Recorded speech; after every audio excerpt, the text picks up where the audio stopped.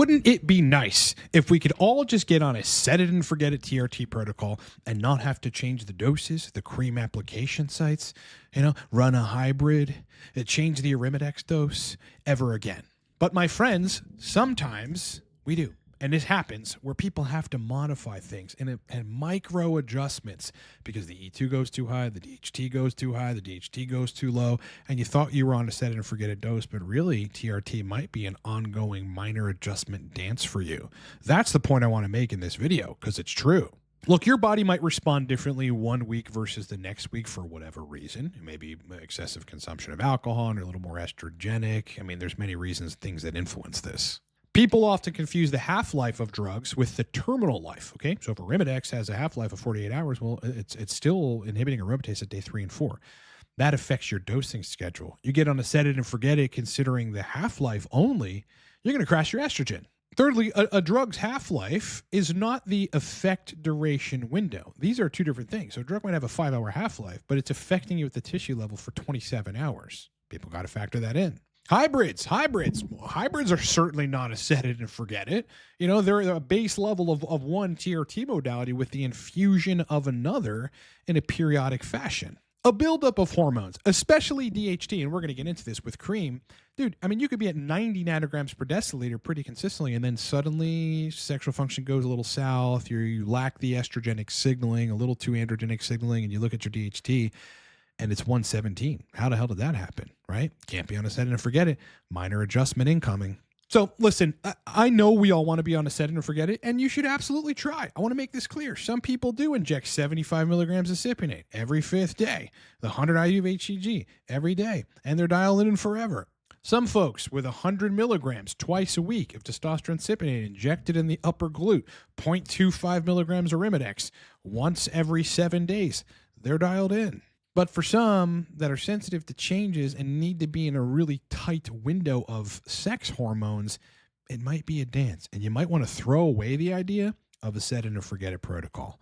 Let's break this down. All right, before we start the video, Low Cortex Labs, which is my company, is a TRT guidance and sexual dysfunction resolution company. Got a range of different products, primarily coaching. Right now, 3 and 6 month one-on-one libido and erection resolution TRT coaching is 30% off. Codes on the screen and down in the description of this video. Source list, if you need access to any anabolic you can think of, including DHT, Proviron, all ancillaries, just get the source list. It's 20% off. Codes on the screen.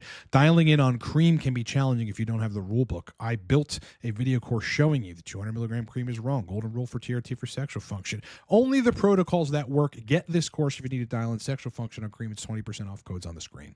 All right, so let me just make this kind of introductory statement. Yes, some people can dial in on a set it and forget it protocol and they never have to touch it for years upon years and everything's good. But we do see these cases where people are like, I'm 6 months on the same dose.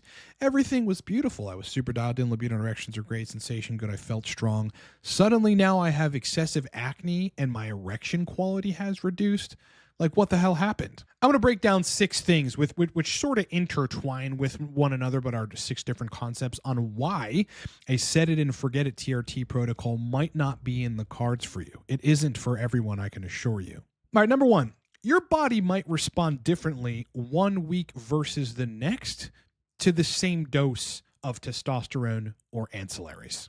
For whatever reasons, again, excessive alcohol, maybe some marijuana, something that changed in your diet, supplements that you've taken.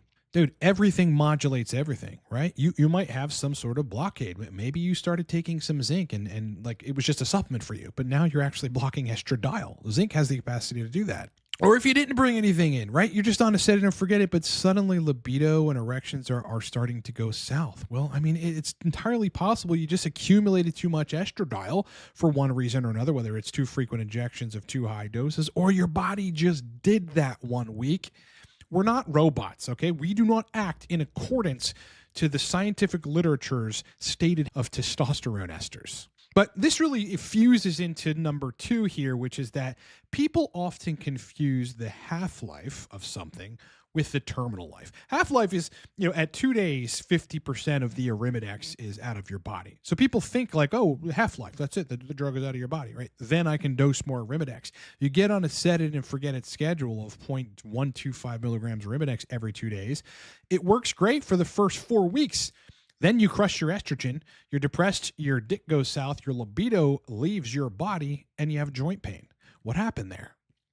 What happened was you tried to have a set it and forget it, not factoring in the actual terminal life and the effect duration window of that drug. Arimidex is a great example because at 48 hours, yes, according to the scientific literature, 50% of it is out of your blood. You may not respond that way. You're going to have to do the bloods to figure that out.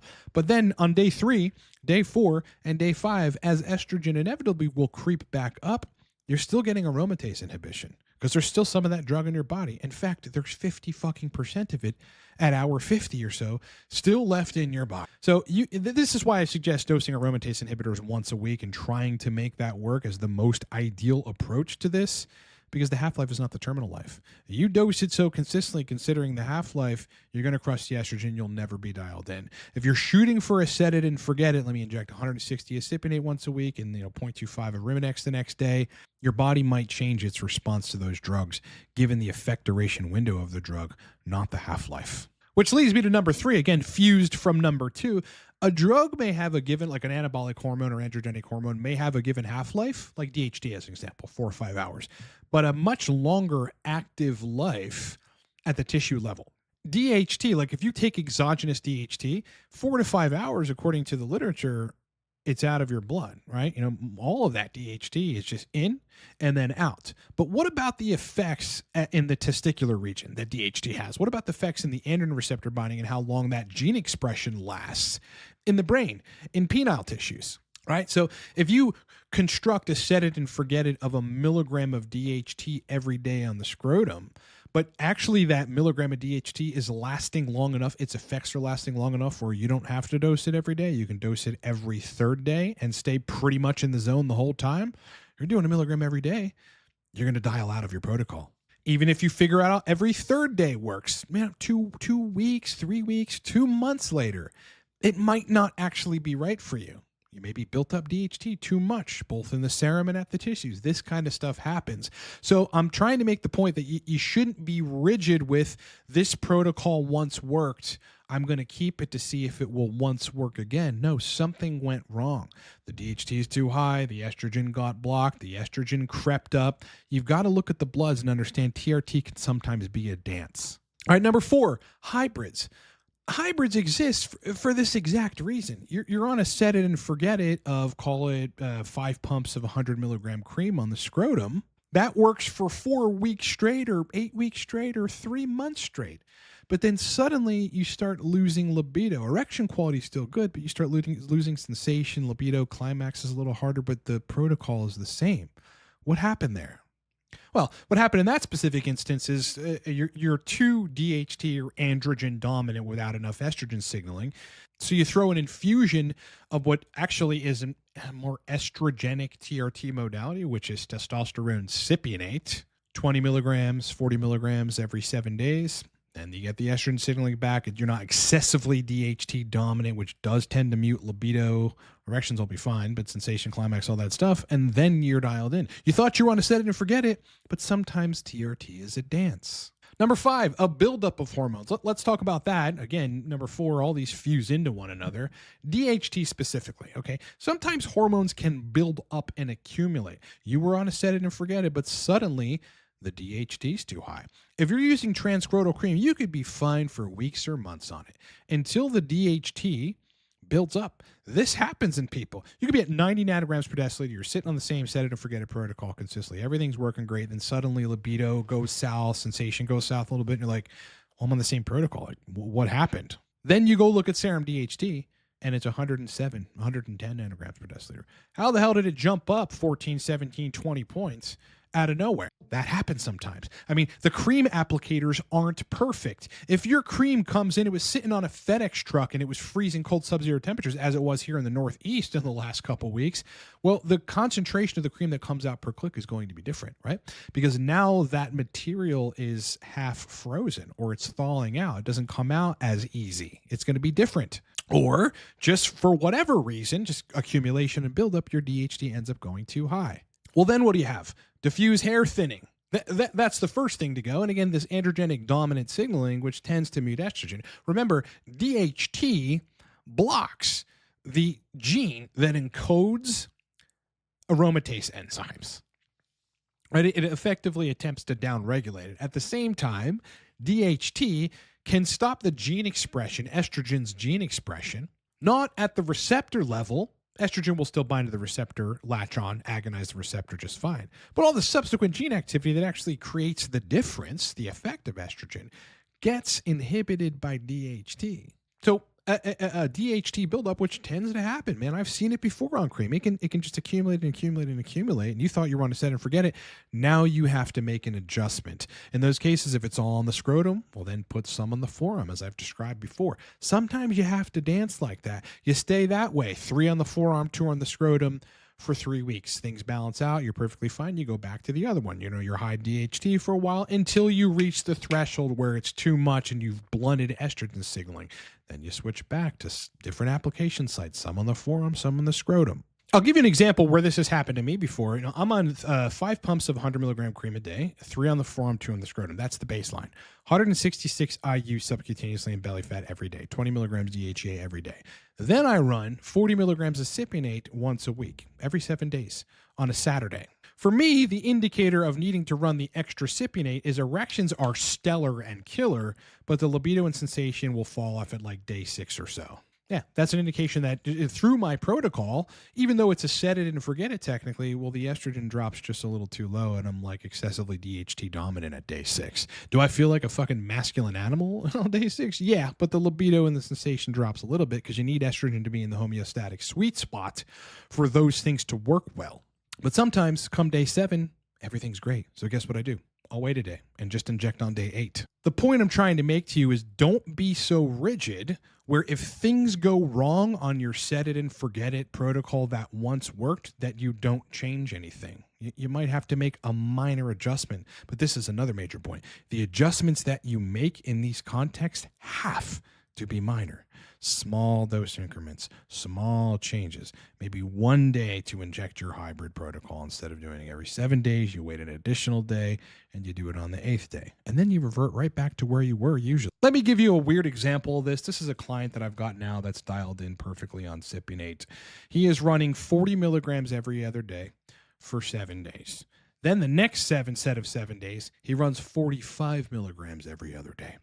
That's the way that we were able to get that guy dialed in. Because guess what? 42 and a half, which is what a lot of you are thinking every other day, didn't work. Why did that happen? Who knows? Probably because the brain needs contrast. Again, this idea that if you stimulate the dopaminergic system, etc., like consistently with the same thing, you develop some degree of tolerance to it, or your brain does. Same thing with caffeine, man. You're drinking loads of caffeine, the same amount every day, and suddenly you don't notice it anymore. You go off of it for 3 weeks. You bring the caffeine back 3 weeks later. Now you notice it. The brain needed contrast. So in this case, the brain needs a little contrast. This person just happens to need a little bit of fluctuation, in the hormone protocol. 40 milligrams every day for every other day for 7 days, and then the next week 45 milligrams. Right? It just needs to go up in dose and then down in dose, but by a little bit. I mean, we're talking about 5 milligrams every other day. That's what I mean about small, minor adjustments. If your set it and forget it was working great, and now things are starting to fall by the wayside.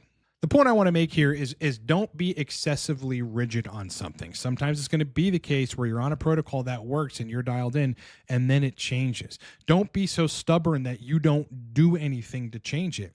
Go get the estradiol. Go get the DHT. Maybe that estrogen accumulated. Maybe for one reason or another, alcohol intake, pot intake, otherwise fucking sorcery. The estrogen went from 27, your sweet spot, to 35 somehow. Now the erections are a little kind of weak and libido is fine and sensation is okay, but it's not quite right. Go look at the bloods. You might not need to be under set it and forget it. You might need to adjust something. For a week, you reduce the cypionate dose by like 1 milligram a day for doing daily injections. You go back to 27, you let that sit for a while. Eventually, if you do that, it's going to drop to like 23. So then you move back up. You might have to dance like that. And that's the point I'm trying to make. Don't be so rigid on your set it and forget it. For some unlucky individuals, and it's a good degree of people, they're not fortunate enough to be able to take 160 milligrams of cypionate once a week, 0.25 Rimidex the next day, and they're dialed in until they're dead. Okay. For some individuals, it is a dance within which you make minor adjustments if things go south and based on your blood work.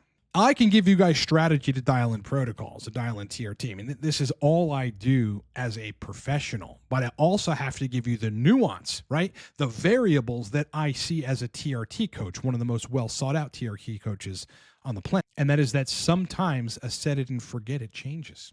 Your body changes. The estrogen goes too high. The DHT goes too high. Estrogen starts blocking. Gene expression stuff starts getting inhibited. All manner of stuff happens. You've got to be acutely in tune with that. Make only minor adjustments if this happens and accept that as reality sometimes. That is what a true TRT protocol engineer looks like. He knows this happens, boys, and you've got to know it too. All right, boys, discounts for the weekend. Mastering Testosterone Cream, the video course that shows you how to dial in libido interactions on cream, dispels all the myths, gives you only protocols that work, is 20% off. The code for that is 20 now. It's on the screen. Buy it, download it, watch it instantly, livecortex.com. The biggest special we're running for the weekend is coaching is 30% off the 3 and the 6 month coaching. Look, if you need to resolve libido and erection issues on TRT, you're having a hard time, you just want to pay a specialist to get it dialed in. That's what I do. It's 30% off for the 3 and 6 month packages. Code is 30 now and on the screen and down the description of this video. Book me in under a minute, livecortex.com, or the fact finding call as soon as the next day. Source list. Any anabolic you can think of, including DHT, Proviron, test of any ester, ancillaries, erectogenic stuff. 20% off. Codes on the description and on the screen in front of you. Head to livecortex.com. Is a bunch of killer products aimed to dial in sexual function on TRT. That is what we do.